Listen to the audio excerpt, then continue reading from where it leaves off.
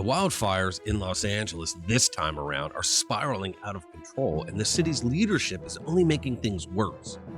From slashing fire department budgets to prioritizing fish and rats over people, it's a total disaster.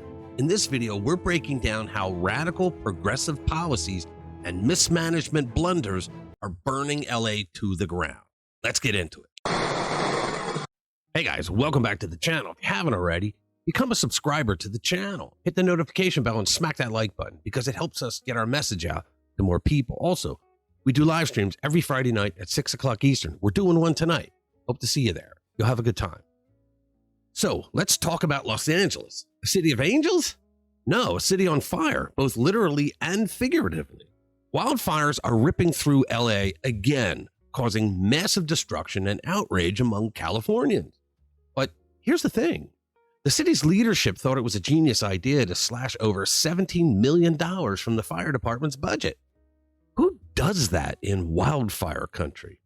You'd think that in a state where wildfires are practically a seasonal event, fire prevention and emergency response would be top priorities. But no, these are liberal Californians that are running things. Now, here's where it gets even more insane. Southern Californians can't even get fire insurance for their homes anymore because, surprise, surprise, the risk is just too high. Thanks to government incompetence, insurance companies are backing out, leaving families completely exposed. So while your home burns, the city's leadership is busy patting themselves on the back for what exactly? All right, prioritizing a kangaroo rat over your safety. And if you think it can't get any worse, think again. Critics are linking this disaster to Governor Gavin Newsom's big dreams for running for president in 2028. Guys, the joke just writes itself. If Newsom can't manage California, who's going to trust him with the whole country? Yeah, radical progressives, that's who, but there's not enough of them. Let's rewind a few years. Remember when Donald Trump suggested raking forest floors and clearing brush as a wildfire prevention strategy? He pointed to Finland as an example where they spend a lot of time raking and cleaning, and it actually works. Of course, California's leadership dismissed the idea, and the fake news media laughed at Trump. But who's laughing now? Fast forward to today, and here we are with billions of dollars burning, both literally and figuratively, in fire-related costs. By the way, raking isn't just about cleaning up leaves. It involves clearing vegetation around your home to create a natural firewall. That sounds logical, right? Well, not in California, where environmental wackos decided a kangaroo rat's habitat is more important than your property, your family, and your life. You see, they're on the endangered species list. The wackos worry that if you rake your house, which is typically clearing out all vegetation so that you have nothing but dirt circling your property about 50 yards out, a fire will burn out when it hits your raked firewall because you're not providing food for the flames. So even if you can prove you don't have kangaroo rats on your property, you will still face a fine.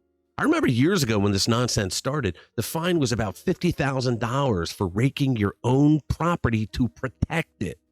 Let that sink in. Saving your home from total destruction by fire could cost you $50,000 in fines. And that's why you rarely ever see rich people's homes burned to the ground in California, because they can afford the fines, so they rake.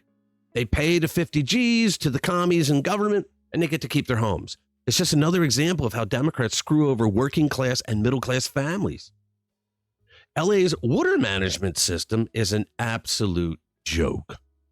Fire hydrants ran out of water because millions of gallons are being rerouted into the Pacific Ocean to protect a tiny fish species. That's right, California is prioritizing smelt fish over forest homes and human lives. Critics argue this isn't just bad policy, it's flat out criminal negligence. But they're in charge.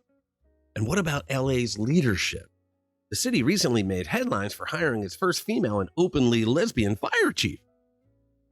Now, diversity is fine, I guess, but shouldn't disaster preparedness take precedence over political statements? LA's fire department is also facing backlash for allegedly prioritizing DEI quotas over merit.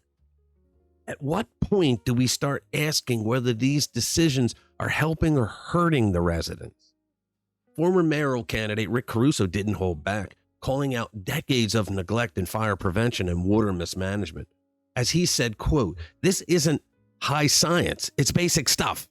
But apparently basic competence is too much to ask from LA's Democratic leadership. Did you know that you can go to college and get a forestry management degree where you would learn how to properly manage your forests so that these wildfires could actually become a thing of the past? So then how about we come to an agreement?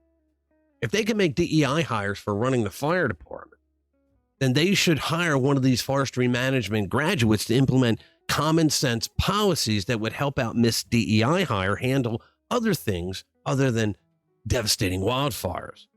So what's the takeaway here? The wildfires are raging across Los Angeles. They are more than just natural disasters. They're the product of mismanaged government, misplaced priorities, and a glaring lack of accountability. When are Democrats ever held accountable for anything they do?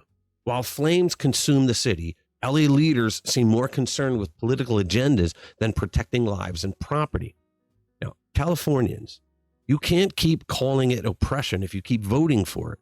And you keep voting for it. You might just, for once, you might just think about changing the party that you put into office and just give Republicans a chance at preventing these things each and every year.